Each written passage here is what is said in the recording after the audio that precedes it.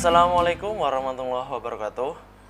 Alhamdulillahirabbil alamin wa bihi nasta'in wa ala umuri dunya waddin wa ala alihi washabihi ajmain, amma ba'd. Yang kami hormati kepada beliau Bapak Abraham Zaki, dosen pengampu sejarah dakwah di kelas 3 KPID, dan tak lupa kepada teman-temanku semua dimanapun kalian berada. Semoga kalian tetap diberi kesehatan, diberi kemudahan dalam mencari rezeki dan lain sebagainya. Dan pesan saya, kalau mau kemana-mana jangan lupa memakai masker karena pandemi ini belum berakhir. Oke, pada kesempatan kali ini izinkan saya untuk mereview materi dari seluruh materi yang telah diberikan oleh Pak Zaki, yaitu ada 14 bab di sejarah dakwah ini, mulai dari pengantar sejarah dakwah, terus ruang lingkup sejarah, terus sejarah Khulafaur Rasyidin dan lain sebagainya, sampai sejarah dakwah di Australia. Nah, begitu. Nah, langsung saja nanti untuk penjelasan saya yaitu singkat dan padat karena materi ini banyak. Oke, untuk materi yang pertama atau yang bab pertama yaitu ada pengantar sejarah dakwah. Ada beberapa poin yang dapat saya ambil dari penjelasan beliau, yaitu bahwasanya sejarah di level mahasiswa, di ruang lingkup mahasiswa itu sejarah bukan sebatas hafalan. Akan tetapi apa yang sebagai mahasiswa, apa yang bisa diambil, hikmah yang bisa diambil dari sejarah itu apa? Bukan hanya hafalan, tetapi sejarah, adanya sejarah itu kita bisa ngapa? Hikmahnya bisa apa? Contohnya dari sejarah Bung Karno, seorang tokoh revolusioner Indonesia, seorang tokoh proklamator Indonesia. Oh, kita sebagai mahasiswa bisa apa dari sejarah beliau? Hikmah apa yang bisa ambil dari sejarah beliau? Contohnya kita bisa mengamalkan nilai-nilai beliau, nilai-nilai patriotisme, nilai-nilai nasionalisme, nilai-nilai cinta kepada NKRI ini. Nah, begitu. Kemudian yang kedua itu ada bahwasanya kita sebagai mahasiswa itu disuruh oleh Pak Zaki bahwasanya kita sebagai mahasiswa itu harus memiliki sejarah sendiri, membuat sejarah sendiri sebagai mumpung masih muda, sebagai generasi muda ini. Sejarah bagaimana yang akan kita buat? Sejarah yang atau yang khair ya, sejarah yang baik atau sejarah yang jelek? Harusnya kita harus memikirkan, sebagai mahasiswa, sebagai orang yang terpelajar, bagaimana sikap kita terhadap sejarah kita sendiri. Mau dibuat bagaimana sejarah kita nanti? Bekal apa yang akan kita berikan kepada anak cucu kita nanti? Ataukah itu bekal yang baik ataupun bekal yang buruk? Nanti ya semoga saja sejarah kita menjadi sejarah yang baik, menjadi sejarah yang luar biasa. Semoga kita menjadi pemimpin yang minimal sebagai memimpin diri kita sendiri. Kemudian yang selanjutnya yaitu di bab 2 itu ada ruang lingkup sejarah.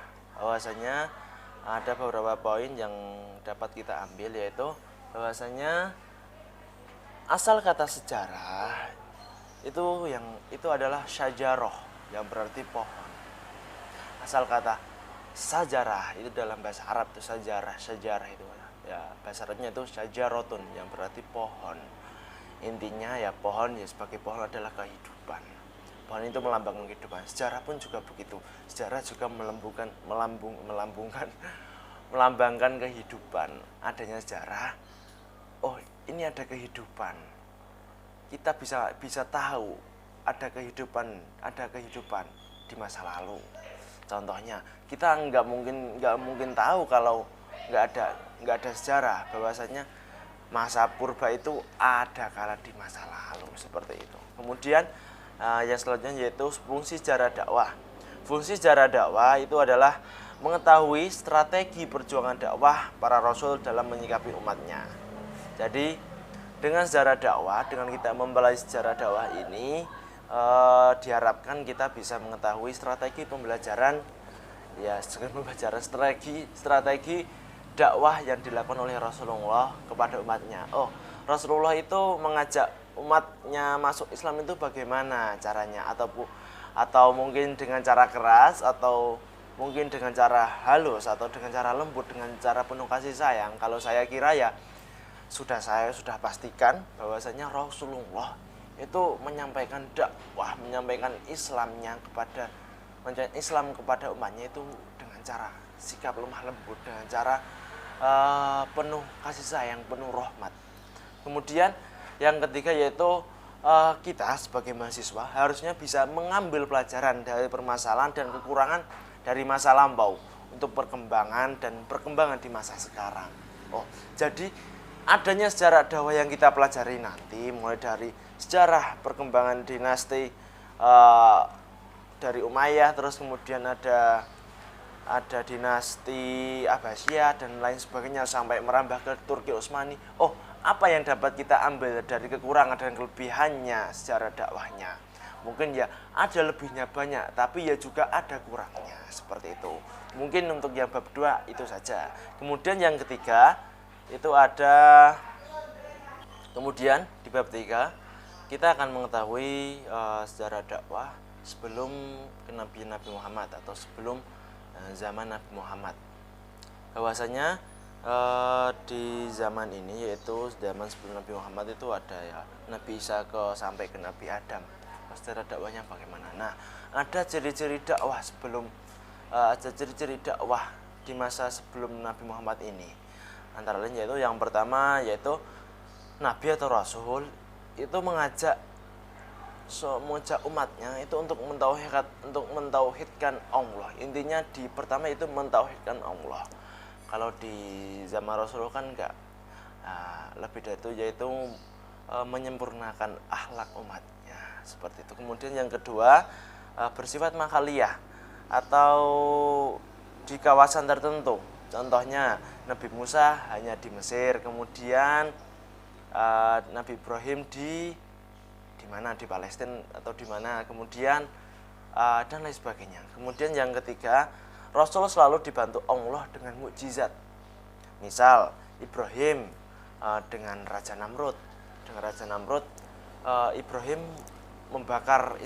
memotong kepala berhalanya. Kemudian Nabi Ibrahim dibakar tidak mempan, dibakar oleh Raja Namrud dan para pengikutnya. Sungguh subhanallah. Kemudian yang keempat yaitu ada pendekatan struktural dan kultural. Struktural itu maksudnya menjadi struktur. Kemudian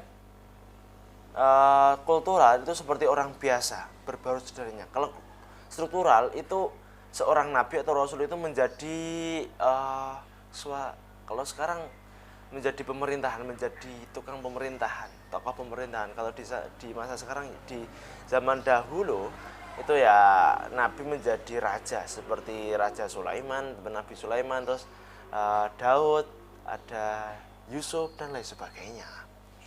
Kemudian dulu para nabi itu diberikan mukjizat yang merupakan cara berkomunikasinya. Nah, seperti itu. Kemudian orang yang membangkang kepada dakwah nabi atau dakwah rasul itu akan langsung diazab oleh Allah. Itu yang beda dari zaman kenabian Nabi Muhammad SAW. Beda banget.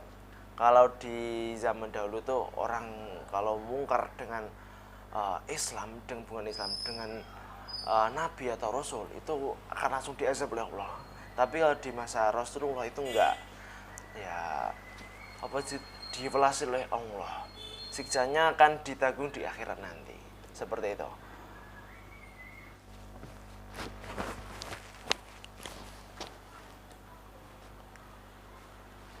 Kemudian di bab selanjutnya yaitu ada dakwah di masa Khulafaur Rasyidin. Khulafaur Rasyidin itu adalah khalifah yang ada setelah Nabi Muhammad wafat. Ada 4 Khulafaur Rasyidin. Yang pertama ada Abu Bakar Siddiq, kemudian Umar bin Khattab, yang ketiga Utsman bin Affan, yang terakhir ada Ali bin Abi Thalib. Nah, dari keempat Khulafaur Rasyidin ini itu mereka semua dipilih berdasarkan dengan cara demokratis. Nah, maksudnya kalau sekarang dengan pemilihan langsung oleh pilihan rakyat, nah seperti itu. Nah, kecuali dengan Abu Bakar. Kalau Abu Bakar itu selain dipilih oleh masyarakat juga karena dipilih masyarakat langsung, itu karena juga beliau ditunjuk oleh Nabi, karena Abu Bakar itu yang dituakan di situ. Kemudian kekuasaan mereka itu memiliki daerah dan pemerintahan masing-masing. Nah, dari keempat Khulafaur Rasyidin itu visi mereka dalam berdakwah itu ada yang terkenal, yaitu yang kita kenal dengan Futuhah Islamiyah. Nah, pada masa itu gencar-gencarnya Islam membuka perluasan wilayah ke daerah mana-mana. Nggak hanya di Mekah dan Madinah. Pada saat itu ke Persia, terus ke Mesir dan ke lain sebagainya, banyak, Baghdad dan lain sebagainya. Nah, ini ada keterangannya bahwasanya di masa Abu Bakar itu perluasan wilayah dakwah dilangsungkan ke daerah utara, yaitu di Banon, di Qatar, di Kuwait, Irak, Yordania, Syria, dan Lebanon. Beliau memerintah selama 2 tahun kurang lebih 3 bulan. 2 tahun lebih 3 bulan. Nah, kemudian untuk selanjutnya yaitu dakwah yang dilakukan saya mengutip dari perkataan beliau bahasanya dakwah yang bisa dakwah Islam itu bisa dilakukan dengan kekuasaan. Akan tapi setelah mencapai kekuasaan jangan sampai jangan sampai dakwah berjual dengan nama atas Islam. Itu tidak baik. Itu akhlak yang tidak tercermin. Ada misalnya mengaku partai Islam, akan tetapi dalam kampanyenya itu money politik atau bagi-bagi uang untuk mendapatkan suara atau mau beli suara rakyat. Nah, seperti itulah.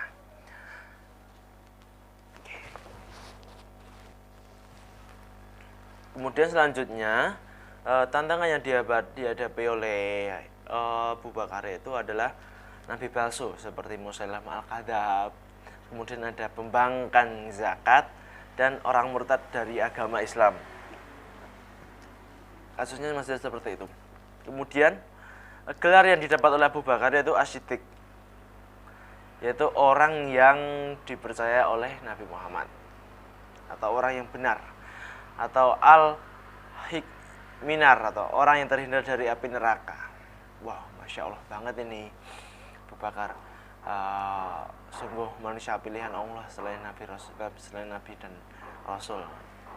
Kemudian di dakwah Umar bin Khattab itu perluasan wilayah itu sampai ke daerah Iran, Irak, Syam, Palestina, Yordania, dan Suriah. Kemudian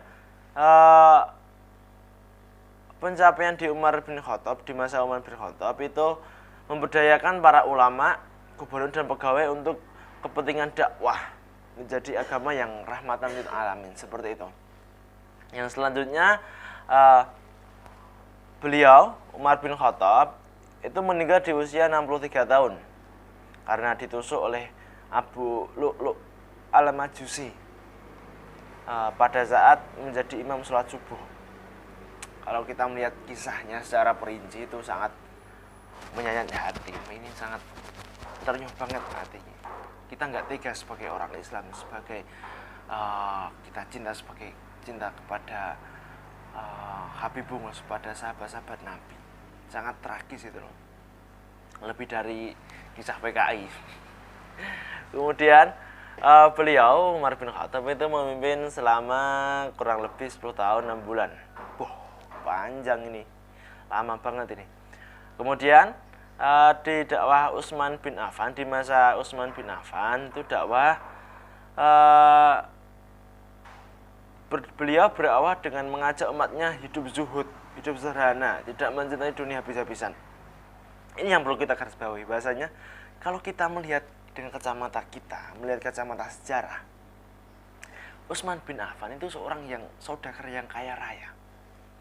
Bahkan ya ada ahli kisah menyatakan bahwasanya Utsman bin Affan itu orang yang terkaya pada masanya di daerah tersebut, di daerah Makkah dan Madinah. Bayangkan dengan kekayaan beliau mengajarkan kepada umatnya, oh ayo umatku, kita harus zuhud, bahwasanya dunia ini hanya sementara. Dunia yang kita miliki ini, harta yang kita miliki bukanlah apa-apa. Yang terpenting itu adalah di akhirat nanti kita. Bekal apa yang kita bisa dapat? Oh seperti itu. Sungguh Masya Allah ini, sungguh Subhanallah. Ada enggak sekarang di masa sekarang pemimpin yang seperti itu? Kemudian beliau memiliki kalian untuk memprogram pemerintahan lebih rapi dan terarah. Jadi di masa ini pemerintahan lebih terarah dan lebih terstruktur.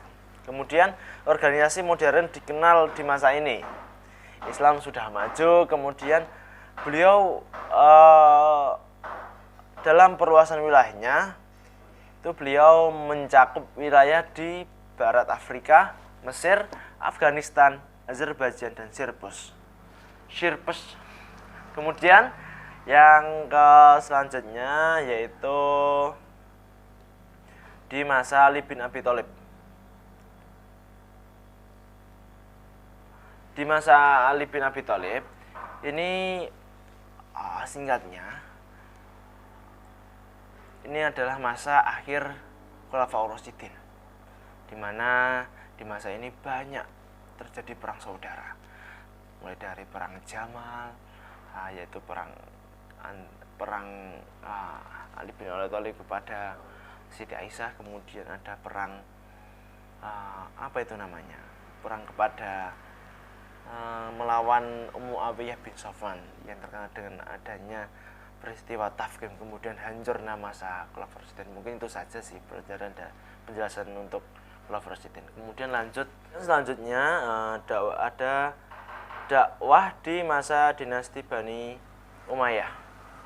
Nah, dakwah di masa dinasti Bani Umayyah itu terjadi setelah wafatnya Ali. Dakwah dilanjutkan dengan Bani Umayyah.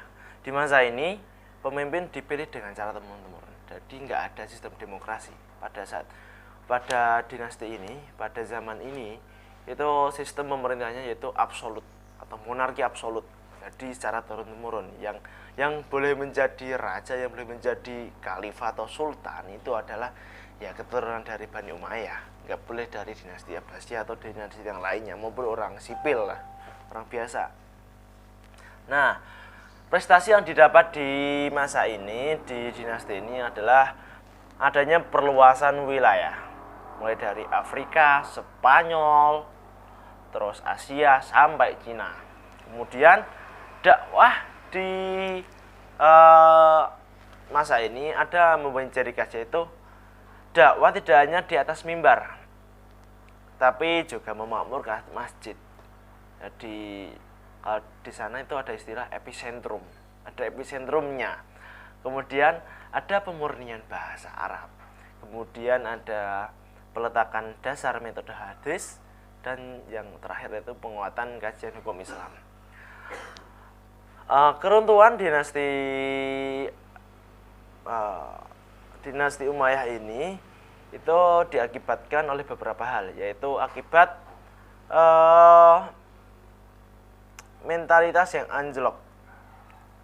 Pada masa akhir-akhir dinasti Umayyah ini, khalifahnya itu seakan-akan tidak mempunyai jiwa pemimpin yang sesuai standar, atau tidak, ya kurang gitulah, kurang mentalitas. Adanya sikap suka dunia atau berfoya-foya dan lain sebagainya. Kemudian ada korupsi, terus muncul kekuatan baru, yaitu baru yang kita bahas nanti, yaitu kekuatan dinasti Abbasiyah.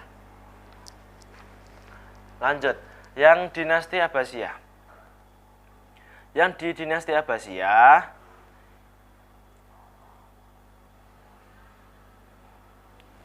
Abbasiyah ini Islam itu dalam kacamata sejarah itu adalah Islam berjaya di masa ini. Islam menjadi mercusuar dunia pada saat itu. Orang melihat Islam itu sebagai agama yang megah, agama yang besar, sebagai organisasi yang besar, sebagai masa yang besar pada saat itu. Kristen pun kalah pada saat itu. Orang Romawi kalah, orang Eropa kalah. Nah, kuncinya pada masa ini, pada dinasti Abbasiyah ini itu ilmu pengetahuan, terus kebebasan berpikir dan cinta kepada ilmu itu diutamakan. Orang-orang pada berlomba mencari ilmu, orang-orang pada mencari gagasan, mencari pikiran yang baru, membuat pikiran yang baru. Makanya Islam berkembang pada saat ini. Nah, di masa kemasan ada masa kemasan di dakwah dinasti Abbasiyah ini di masa Harun ar-Rasyid, yaitu negara menjadi makmur, keamanan terjamin, dan Islam pun semakin luas wilayahnya, mencapai Afrika hingga India, sampai India. Nah, pusat kepemimpinannya itu ada di Baghdad. Nah, di Baghdad itu kotanya itu menjadi terang benderang. Menurut Ali Hasim adalah terang dalam ilmu pengetahuan, maksudnya. Di Baghdad itu pusat keilmuan. Ada ilmu astronomi, berkembangnya ada ilmu astronomi, ilmu matematika, ilmu biologi, ilmu lain-lain sebagainya yang sekarang menjadi rujukan utama para kaum barat. Kemudian pada masa Harun ini, pada masa Khalifah Harun ar-Rasyid ini, dibuatlah juga Baitul Hikmah, yaitu tempat di mana ada laboratorium, perpus, dan tempat diskusi. Baru pertama ini Islam. Kemudian bola dunia ditemukan oleh ilmuwan Islam. Ada dinasti Turki Utsmani. Dinasti Turki Utsmani itu didirikan oleh bangsa Turki dari kalangan tokoh Utsman bin Affan. Awalnya hanya kerajaan kecil, namun berkembang menjadi besar. Turki Utsmani memerintah selama 7 abad dengan 38 sultan. Masa kejayaan itu terdapat pada Sultan Al-Fatih, yang terkenal sekarang ya difilmkan ya, Muhammad Fatih II itulah. Seorang penakluk Konstantinopel. Orang yang menakluk Konstantinopel atau Istanbul. Konstantinopel itu ibu kota Romawi Timur. Wah, itu pusat perdagangan antara Eropa dengan Asia. Nah,